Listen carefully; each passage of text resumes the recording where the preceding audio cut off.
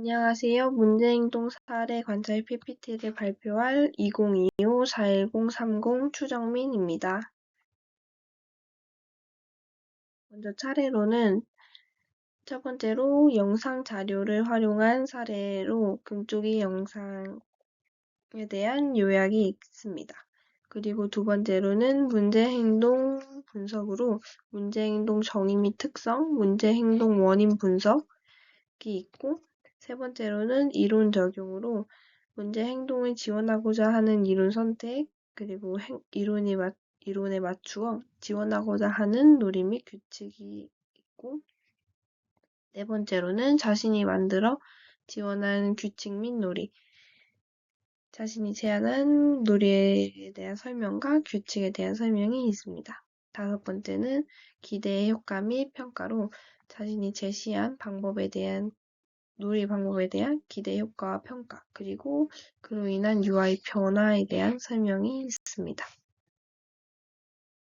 첫 번째로 영상 자료를 활용한 사례로 금쪽이 영상을 활용했습니다. 요즘 육아 금쪽 같은 내 새끼 47회 영상을 참고해서 깨물고 핥히고 때리는 공격적인 아이로 언어 구사가 미숙한 아이, 그리고 하루 종일 우는 아이에 대한 그런 교육법에 관련된 영상입니다. 이 부모님이 영상을 신청한 이유는 금쪽이가 동생을 핥히고 잡아뜯고 그리고 깨물고 심지어는 아빠 허벅지를 깨무는 김에 홧김에 어머니가 신청하셨다고 합니다.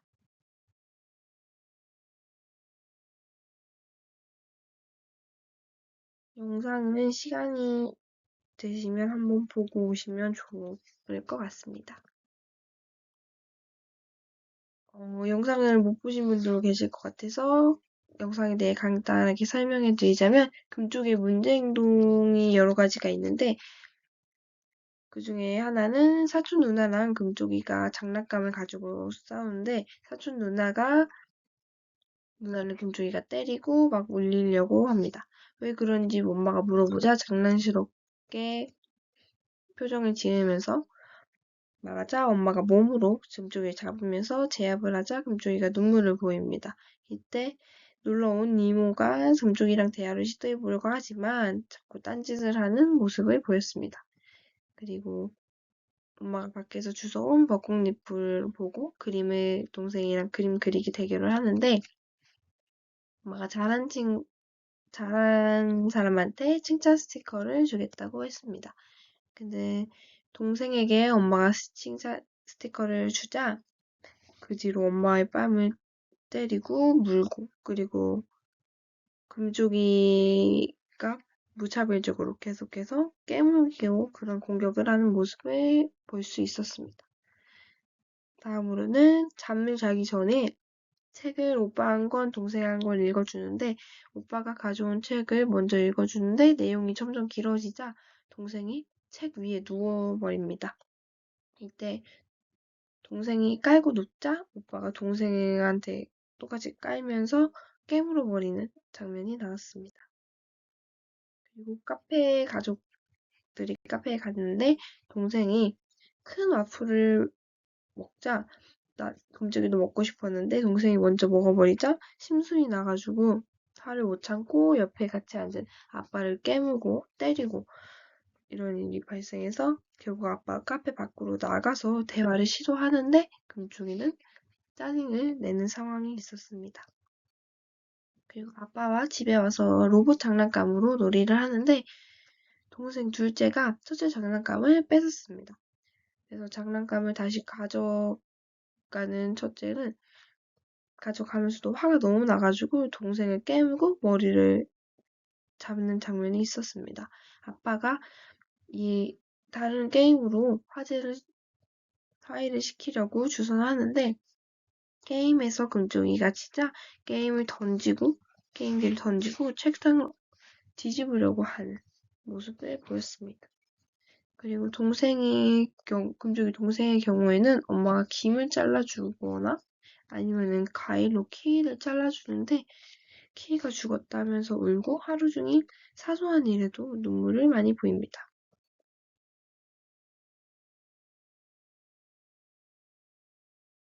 문제 행동 정의 및 특성으로는 첫 번째로는 첫째 겸이라는 금조기가 사소한 상황에서도 화가 나면 물고 때리고 꼬집는 등의 공격적인 행동을 보입니다. 그리고 이러한 행동이 순간적으로 분노나 불만을 해소하기 위해 즉각적인 반응을 보이는 걸로 나타나고, 그리고 언어적 표현보다는 신체 행동이 먼저 나오는 특징을 자주 볼 수 있었습니다. 동생 유리는 금쪽이 동생은 작은 자극에도 과민하게 반응을 보이고 쉽게 눈물을 흘렸습니다. 그리고 자르지 마, 내 거야 라고 소리를 지르는데 통제 욕구가 강하게 드러나는 모습도 볼 수 있었습니다.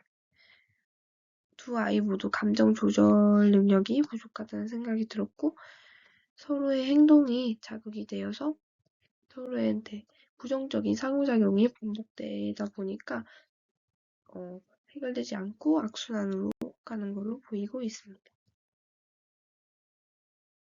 문제 행동에 대한 원인 분석으로는 첫 번째로는 언어 발달이 미숙한 것 같습니다.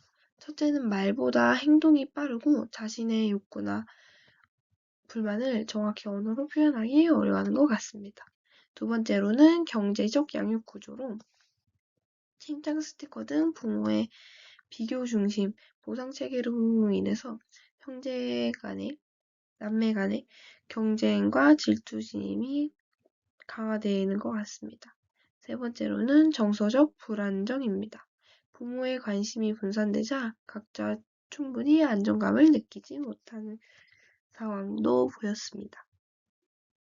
네 번째로는 일관되지 않은 훈육으로 상황에 따라 부모의 대처 방식이 달라서 아이가 행동의 기준을 잡기에 혼란스럽게 인식할 수 있을 것 같습니다. 문제 행동을 지원하고자 하는 이론으로는 사회학습 이론으로 아이들은 부모나 형제의 행동을 관찰하고 모방을 통해 학습을 하는데, 공격적 행동 또한 모방을 통해 강화할 수 있으므로 긍정적인 모델링이 필요할 것 같습니다. 두 번째로는 정서 조절 이론입니다. 유아의 공격적인 행동은 감정 조절로 인한 실패로 인해서 나타나는데, 감정을 인식하고 조절하는 훈련이 중요할 것 같습니다. 문제 행동을 지원하고자 하는 이론을 보면 모델링 놀이로 부모가 감정을 언어로 표현하는 모습을 시범을 보이고 유아가 따라하도록 유도합니다. 엄마는 속상할 때 이렇게 말해. 우리 금쪽이는 어떻게 말해볼까? 이런 식으로 말할 수 있습니다. 감정 그림 카드 규칙은 상황마다 감정 카드를 고르게 해서 상황 전에 지금 내 마음은 어떤지 말로 표현하게끔 하는 겁니다. 공감 놀이는 서로의 입장을 바꾸어서 역할 놀이를 진행하는데, 예를 들어 동생이 내 장난감을 가져갔을 때 나는 기분이 어땠을까?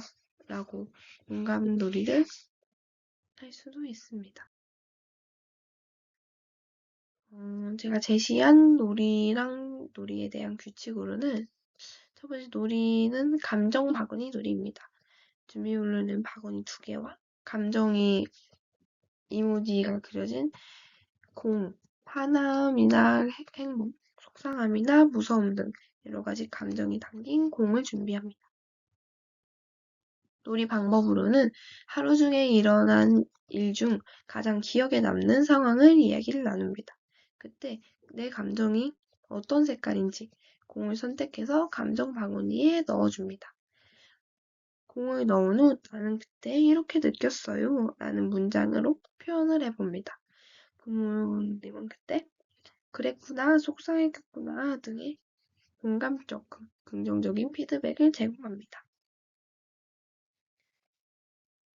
놀이에 대한 규칙으로는 말 먼저, 손은 나중에 규칙이 있습니다. 상황이 생기면 행동보다 말이 먼저 나와야 한다는 규칙을 정하고 진행을 하면 됩니다. 예를 들어서 싫어요. 그건 내 거예요. 지금 화가 났어요를 먼저 말한 뒤에 행동할 수 있습니다.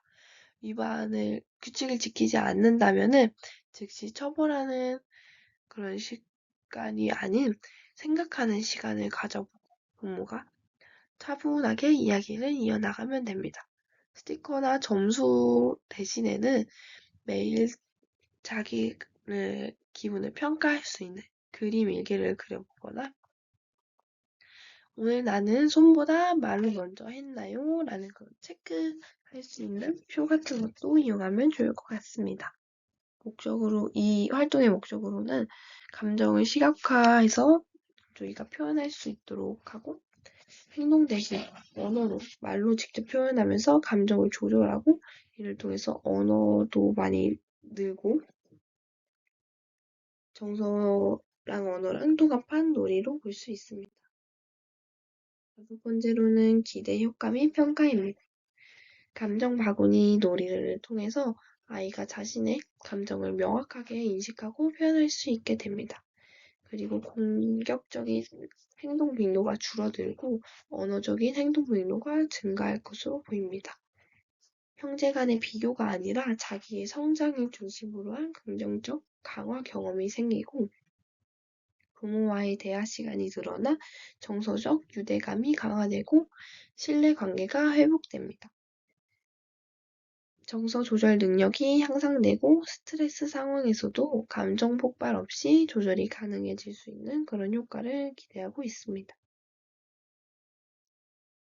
평가 방법으로는 행동 관찰이 있는데 한 주 동안 물기나 때리기 횟수에 대한 그런 기록을 통해서 감소 추세를 확인해 보는 방법과 언어 표현 점검으로 유아가 하루에 감정 단어를 몇 가지 사용했는지 관찰할 수도 있고 정서 변화 인터뷰로 오늘 기분은 어땠어? 질문을 통해 유아가 스스로 내 감정을 생각해보고 인식해서 언어를 표현할 수 있는지 평가해보는 겁니다.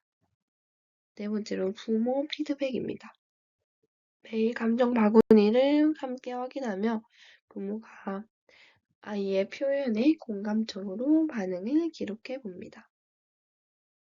다섯 번째로 유아의 변화입니다.